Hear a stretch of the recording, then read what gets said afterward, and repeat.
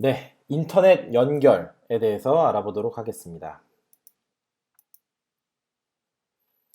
네, 인터넷에 연결되는 과정, 안드로이드가 인터넷에 연결되는 과정의 흐름대로 강의 진행하도록 하겠습니다.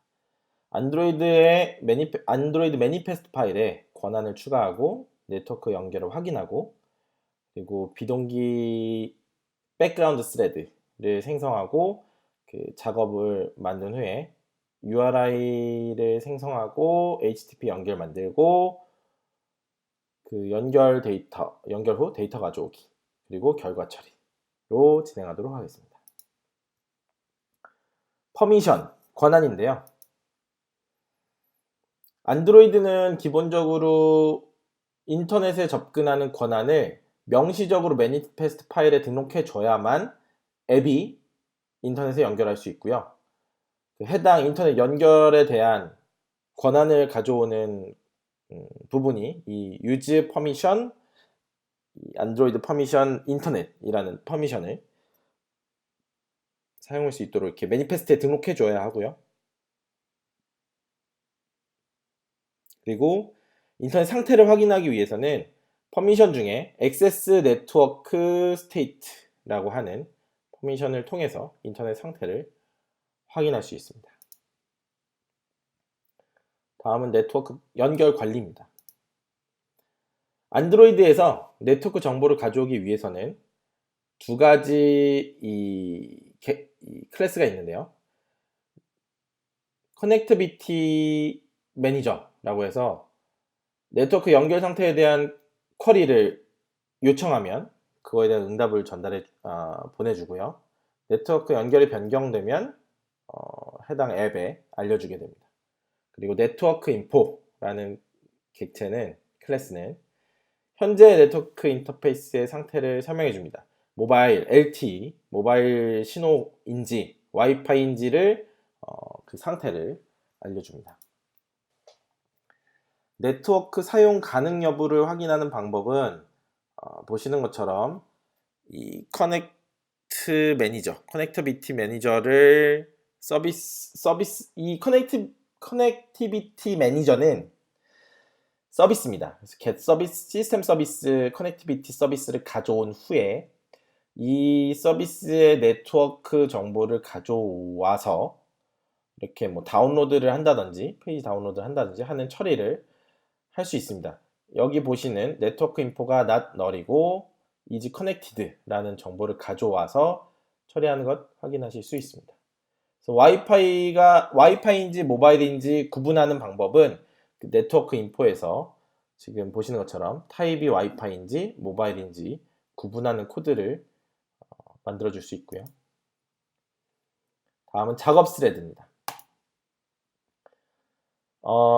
어싱크 태스크, 이전 시간에 배웠던 어싱크 태스크를 통해서 매우 짧은 작업이거나 UI 피드백이 없는 경우는 어싱크 태스크를 통해서 인터넷 연결 작업을 할 수 있고요. 좀 더 긴 작업 또는 UI 피드백이 필요한 경우는 어싱크 태스크 로더를 통해서 만들어줄 수 있습니다. 그리고 백그라운드 서비스라고 서비스를 통해서도 접근할 수 있는데요. 스레드를 이것은 다음 장에 설명해 드리도록 하겠습니다. 네, 백그라운드 작업 안에서 인터넷에 접근하는 방법입니다. URI를 생성하고요. HTTP 연결을 만들고 데이터를 다운로드 받습니다. 첫 번째로 URI 생성입니다. URI라고 하면 이전 시간에도 나왔지만 인텐트에서 하나의 데이터를 전달할 때 데이터를 전달하는 경로에 대해서 유니크한 값, 리소스의 유니크한 경로라고도 설명드렸었는데 범용 리소스 식별자라고도 합니다. 유니폼 리소스 아이덴티파이어고요. 이거는 URL을 포함하고 있습니다. URL은 링크 값이죠. HTTP로 시작하는 웹 링크고요. 마찬가지로 파일에 대한 경로도 이런 지금 보시는 파일 콜론 슬래시 슬래시라는 이 프로토콜로 시작하는 이 문자열을 통해서 리소스에 접근할 수 있습니다. 또는 특정 컨텐츠로 정의할 수도 있고요. 일단 기본적으로는 요 정도, 요 세 가지의 URI를 통해서 이 외부 리소스를 접근하기 위한 URI를 만들 수 있습니다. 이 구글 북스 API 예제인데요. 보시는 것처럼 구글 API의 북스의 버전 1인 볼륨에 대한 API고요. API를 가져오는 이 경로고요. URI고요. 파라미터는 보시는 것처럼 기본적인 베이스 URL, 그래서 물음표 이전까지 이 인터넷 주소창에 나와 있는 주소죠. 물음표 이전까지를 패스라고 하고요. URL이라고 하고요. 뒤에 앰퍼샌드와 이퀄로 이 이퀄 사이에 앰퍼샌드로 묶여 있죠. 요 값들을 파라미터라고 합니다.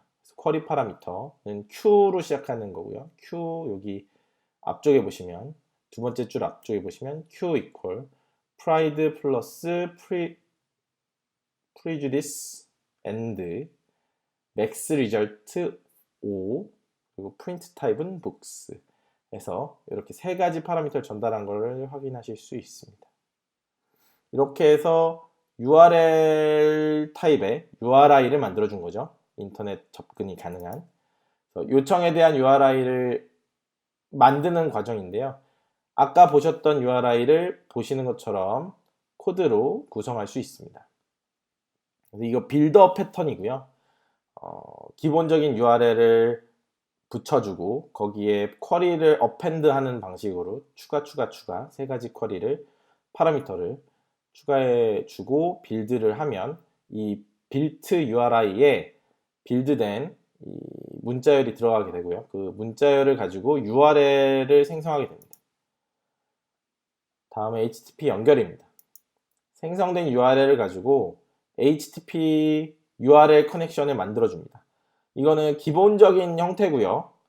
대부분의 안드로이드 앱은 서드파티 라이브러리를 사용해서 코드량을 줄이는데요. 기본적으로는 지금 말씀드리는 방식으로 내부적으로는 구현되어 있다는 걸 한번 보여드리기 위해서 가장 기본이 되는 HTTP 연결부터 설명을 드리도록 하겠습니다. HTTP URL 커넥션을 사용하고요. 별도의 스레드에서 수행을 하고 필요한 경우 input string과 try-catch 블럭이 필요합니다. 먼저 HTTP URL 커넥션을 만드는 과정인데요. 보시는 것처럼 request URL이라는 URL 객체에서 open connection이라는 함수로 커넥션을 만들어 줍니다. 그 커넥션의 설정 값인데요. 불러오기 전에 타임아웃을 지정합니다. 타임아웃을 지정하지 않으면 이 커넥션이 끝나지 않아서 코드가 응답하지 않는 상황이 생길 수 있으니까 하지만 이 커넥션에 안드로이드 기본 타임아웃이 설정되어 있습니다. 지금 여기는 10초 정도로 지정을 해줬는데요. 그리고 커넥트 타임아웃은 처음 연결 과정, 리드 타임아웃은 연결 후 데이터를 가져오는 타임아웃 길이고요. 그리고 리퀘스트 메소드는 이것은 웹 프로그래밍에서 나오는 하나의 그 HTTP의 프로토콜의 표준인데요. get과 post와 put과 delete 같은 메소드 타입들이 있는데 이 요청의 메소드 타입을 get으로 설정해 줬습니다. 그리고 인풋이 있다. 그래서 do input as true로 설정을 해줬습니다. 그리고 나면 이 연결 설정을 실제로 연결하기 위한 실행 함수를 호출해 줍니다. 그리고 나서 리스폰스 코드를 받아오는데요. 이 리스폰스 코드가 무엇이냐에 따라서 뒤에 처리하는 내용이 달라질 수 있습니다. 그리고 가져오는 데이터의 양이 많은 경우, 문자가 긴 경우 스트림으로 처리를 하게 되는데요. 라인 바이 라인을 통해서 이 스트림을 처리하고 이 스트림을 스트링으로 변환시켜 줄 수 있습니다. 마지막으로 해당 스트림을 종료하고 이 연결을 디스커넥트 끊고 스트림을 클로즈해서 마무리하게 됩니다. 응답 문자열 변환. 이 응답 문자열 변환은 해당 원격 주소지 URL로 통해서 인터넷 연결을 하고 가져온 정보가 이 문자일일 경우 이 문자 스트림을 가지고 와서 그 스트림인 이유는 정보가 멀리 있기 때문에 조금씩 끊어서 가져오게 됩니다. 끊어서 가져오게 되고, 그래서 그 끊어서 가져오는 스트림을 가지고 버퍼에 쓰고 그 쓴 버퍼를 문자열로 변환해주는 코드입니다. 지금 보시는 코드가 문자열로 변환해주는 코드고요. 이 스로우 같은 경우는 자바의 스로우 객체이기 때문에 어노테이션을 통해서 코틀린에서 별도로 이렇게 어노테이션을 붙여서 동작을 시켰고요. 내용은 인풋 스트림 리더를 가져오고 버퍼를 만들어서 버퍼에 인풋된 결과를 써주고 그걸 문자로 변경하는 그런 내용입니다. 이것을 조금 더 효율적으로 만든다면 이 버퍼드 리더라고 하는 객체를 이용해서 인풋 스트림을 읽어올 때부터 버퍼링을 하는 거죠. 버퍼링이라는 것 예전에 인터넷을 하신 분들은 많이 보셨겠지만 데이터를 외부에서 가져올 때 조금씩 예비분을 이렇게 추가해서 가져오는 부분을 버퍼링이라고 하는데요. 그런 버퍼링 방식으로 데이터 스트림을 가져와서 이 문자를 만들어주는 스트링 빌더에다가 어펜드 시키고 그 어펜드 시킨 문자 리스트를 다시 문자열로 치환해주는 그런 코드입니다. 이렇게 하면 조금 더 효율적으로 원격지에 있는 문자열 정보를 가져올 수 있습니다. 여기서 스트링 빌더를 쓰는 이유는 이것을 스트링을 계속 만들어서 어펜드 플러스 시키는 경우 자바에서 스트링 객체를 만들면 이게 메모리에 계속 쌓입니다. 삭제되지 않고 계속 쌓이기 때문에 메모리의 비효율이 발생하고요. 여러 개의 중복된 문자열들이 생성되게 됩니다. 그래서 빌더 패턴을 사용해서 문자를 만들어주면 좀 더 효율적으로 문자를 메모리에 상주시킬 수 있습니다. 다음은 HTTP 연결 라이브러리입니다. 지금까지 보셨던 것들을 다 처리해 주려면 예외 코드까지 하면 보신 것 외에도 많은 코드들을 만들어 줘야 되는데 이것들을 미리 만들어 놓은 라이브러리들이 많이 있습니다. 그리고 거의 대부분의 앱들이 이 라이브러리를 통해서 인터넷을 연결하고 데이터를 가져옵니다. 대표적으로 OKHTTP나 볼리라고 하는 서드파티 라이브러리를 사용하고요. 이것들은 내부적으로 백그라운드 작업을 만들어주기 때문에 메인 스레드에서 직접 호출을 해도 됩니다. 알아서 그 해당 객체 안에서 스레드를 만들어서 결과를 가져온 다음에 콜백 함수나 다른 메인 스레드에서 동작할 수 있는 코드로 리턴을 돌려주기 때문에 적은 코드로 실행이 가능합니다. 첫 번째로 볼리인데요. 지금은 레트로핏이라는 라이브러리를 제일 많이 쓰지만 그 이전까지는 안드로이드 표준으로 정의되어 있던 서드파티 라이브러리입니다. 안드로이드 공식 홈페이지에도 아직 올라가 있고요. 장단점이 있습니다만 볼리도 아직도 많이 쓰이는 서드파티 라이브러리고요. 보시는 것처럼 인터넷 연결을 간단하게 문자열 URL 문자열과 이 볼리 객체를 가지고 결과를 가져올 수 있고요. 보시면 응답에 대한 리스너를 등록해서 이 결과가 돌아왔을 때 이 콜백 함수 안에서 어떤 결과를 처리해 줄 수 있고요. 에러인 경우 에러 콜백을 전달해 줘서 해당 에러가 발생했을 때 이 에러 리스너 안에 있는 콜백 블럭 안에서 코드를 처리해 주도록 동작시킬 수 있습니다. 그래서 이 지금 화면에 보이시는 코드만으로 인터넷 연결과 에러 처리가 가능하기 때문에 굉장히 간결하게 사용할 수 있는 라이브러리입니다. 다음은 OKHTTP 클라이언트인데요. OKHTTP인데요. 이것도 비슷한 방식으로 만들지만 이것은 이제 리퀘스트를 빌더 패턴으로 만드는 게 조금 차이가 있고요. 콜백 같은 경우도 이렇게 콜백을 큐잉해서 등록해서 사용하는 방식으로 조금 다른 구현 방법을 가지고 있는데 기본적으로는 코드량을 줄여주고 더 명시적으로 메인 스레드에서 코드를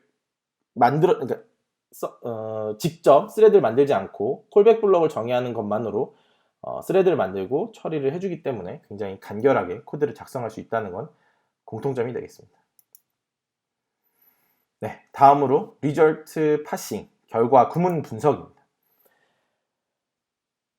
아까 보셨던 인터넷 연결을 통해서 원격지에서 특정 정보, 응답 결과를 가져온 다음에는 이것을 분석을 해야 되는데요. 서버 개발자들이 많이 즐겨 쓰는 방식은 제이슨 방식이고요. XML도 많이 쓰입니다. 이것들은 헬퍼 클래스를 통해서 파싱할 수 있습니다. 제이슨 오브젝트로 만들거나 제이슨 어레이 오브젝트를 만들어서, 또는 XML 같은 경우는 XML 풀 파서를 통해서 XML 구문 분석을 해서 필요한 데이터를 바인딩 시키고 어댑터에 전달을 하게 됩니다. 제이슨이라고 하는 건 자바스크립트 오브젝트 어노테이션이라고 해서 자바스크립트에서 객체를 설명하는, 이거를 문자로 표현해주는 기본이 되는 그 경량 표현 방식이고요. 아래 보이시는 이 컬리 브레이스라고 하죠. 이 중괄호로 묶여 있는 형태로 구성이 되고요. 배열 같은 경우는 이렇게 꺽쇠로 묶어서 콤마로 문자열 어레이 같은 경우는 표현을 하고요. 이런 경량의 데이터를 전달하는데 가장 많이 쓰이는 데이터 구조입니다. 그래서 데이터를 가져왔을 때 리스폰스가 그냥 일반 문자열인 경우 제이슨 오브젝트로 치환해서 데이터를 처리해 주게 됩니다. 보시는 것처럼 데이터를 가져와서 그 데이터 안에서 각각의 요소들을, 아까 이전에 보셨던 이 제이슨 스트링이라고 하는데요. 문자열, 제이슨 문자열이라고 하는데, 이것을 가져와서 구문 분석을 한 다음에 보시는 것처럼 해당 키, 여기 보이시는 이 제이슨 앞쪽에 있는 이 큰 따옴표 안에 있는 요소들이 키인데요. 뒤에는 밸류고요. 키 밸류의 데이터 구조를 가지고 있고, 이 키 값을 통해서 해당 값을 가져와서 처리하는 코드의 예제입니다. 네, 여기까지 인터넷 연결에 대해서 알아봤고요. 예제를 통해서 이 여태까지 배웠던 인터넷 연결, 백그라운드 작업, 그리고 리사이클러 뷰에 대해서 실습 진행해 보도록 하겠습니다.